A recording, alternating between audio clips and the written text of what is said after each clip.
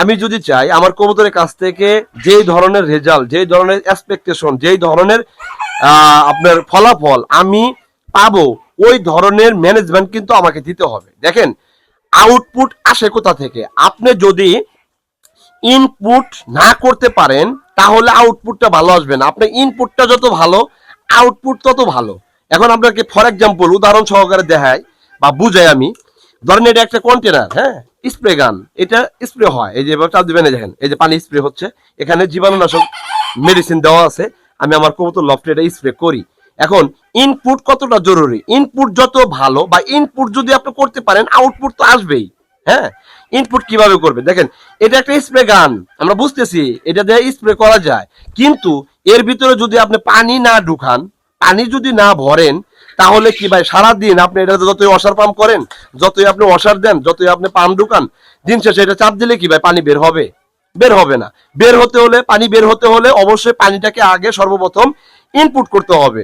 Input যখন করবেন তখন ওয়াশার পাম্প করবেন, করার পরে যখন এটা চাপ দিবেন, ন্যাচারালি এই যে স্প্রে হচ্ছে, মানে পানি বের হচ্ছে। তার মানে কি, আপনার খামারটার কাছ থেকে যেই রেজাল্টটা আপনি চাচ্ছেন, সেই ধরনের কার্যকারিতা, সেই ধরনের আপনার ম্যাটেরিয়াল, সেই ধরনের খাবার ব্যবস্থাপনা, সেই ধরনের ভিটামিন ফিড সাপ্লিমেন্ট আপনি কি ইনপুট করাইতে পারতেছেন কিনা, এইটা হলো রিজন। আমি সচরাচর যেই কমেন্টটা শুনি, যেই ফোন কলের মাধ্যমে যে কথাটা শুনি, সেটা হচ্ছে, তাজরুল ভাই আপনি কিভাবে এইরকম অলৌকিক ভাবে আপনার কবুতরের কাছ থেকে রেজাল্ট নিতেছেন? ভাই আসলে কি অলৌকিক? না ভাই, এখানে কোনো ইমাজিনেশন নাই, এখানে কোনো আপনার ম্যাজিশিয়ানের কোনো অপশন নাই। একটা মোটামুটি বা 100% বলা যায় এইটা আপনার মেন্টালিটি একটা ক্যাটাগরি, মেন্টালিটি একটা গাইডলাইন, মেন্টালিটি হচ্ছে হলো একটা ম্যানেজমেন্ট। আপনি মাইন্ডসেট থেকে যেভাবে আপনার শরীরটাকে সুস্থ রাখার ক্ষেত্রে আপনি খাবার দেন, হাঁটাচলা করেন, শ্বাস প্রশ্বাস নেন, গোসল করেন, কোন ধরনের খাবার খাইলে আপনার শরীর ভালো লাগবে, আপনার জ্বরাইলে কি খান, ঠান্ডা লাগলে কি খান, আপনার কৃমিতে আক্রমণ হলে কি খান, সেমলি ভাবেই যদি আপনার আমার মতো করে যদি কবুতরটার বিষয় নিয়ে যদি ভাবেন, তাহলে ডে বাই ডে এদের কাছ থেকে ভালো একটা রেজাল্ট ফিডব্যাক পাবেন। স্পষ্ট কথা ভাই, যতগুলো কথা বলছি হাইলি একটা ভ্যালু ময় একটা কথা। এই কথাগুলো যদি আপনি ভ্যালু না দেন, পর্যক্ষণে যদি আপনি মনে করেন যে কমেন্ট করেই যান, প্রশ্ন করেই যান, কিছুই বুঝবেন না। আমি বারবার বলছি ভাই, আমার ভিডিও দেখে যদি কথাগুলো নোটেট করতে পারেন, আপনি 100% কবুতরের কাছ থেকে মাস্টার মাইন্ড হতে পারবেন। কবুতরটাকে আপনি ব্র্যান্ড করাইতে পারবেন, বাংলাদেশের ভিতরে আপনি নাম্বার 1 কবুতর পালন হতে পারবেন, কবুতর পালক হতে পারবেন, এটা গ্যারান্টি দিয়ে বলতে পারি।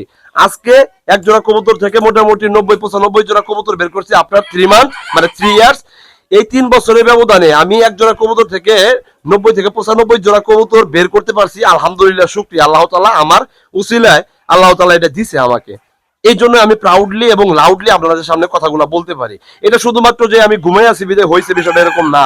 আমার শুক্র একটা ম্যানেজমেন্ট গেছে, আমার খাবার ব্যবস্থাপনা দেওয়া লাগছে, আমার এদেরকে মনিটরিং করা লাগছে, এদের পায়খানাগুলো প্রতিনিয়ত পরিষ্কার করা লাগছে, এদেরকে জীবাণুনাশক দেওয়া স্প্রে করা লাগছে, এদেরকে ভিটামিন দেওয়া লাগছে, ক্যালসিয়াম দেওয়া লাগছে, ক্রিমির ডোজ করানো লাগে, হ্যাঁ, তারপর অল এভরিথিং বায়োসিকিউরিটি মেনটেন করা লাগে, গোসল করানোর ব্যবস্থা আছে, গ্রিড খাবার দেওয়ার ব্যবস্থা আছে। এইগুলা কথা বলতে গেলে ডে বাই ডে মানে পার হয়ে যাবে, আপনি কথা কোনো কিছুই নোটেট করতে পারবেন না। তবে এ পর্যন্ত যতগুলো কথা বলছি, এই দেখেন, আমি চাইলেই এই যে আমার কবুতরদেরকে এইভাবে আমি স্প্রে করে দিব। হ্যাঁ, এই যে বাচ্চা আছে, বড় আছে, কোনো প্রবলেম নাই ভাই।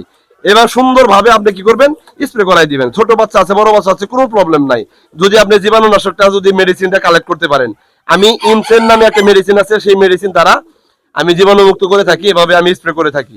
হ্যাঁ, এই যে গরমের দিন চলে আসছে, গরমের দিনের ভিতরে মিনিমাম দিনে আমি 2 বার করে স্প্রে দিব। এতে করে এদের হিউমিডিটি মেনটেনটা হবে ভালো, এবং এরা ভালোভাবে ডিম বাচ্চা করবে, ভালোভাবে বেড়ে উঠবে। এদের শরীরের গাঠনিক প্রকল্পগুলো 100% একটা প্রকল্প থাকবে, অনেক সুন্দর সাবলীল ভাবে এরা গ্রোথ নিয়ে বড় হবে।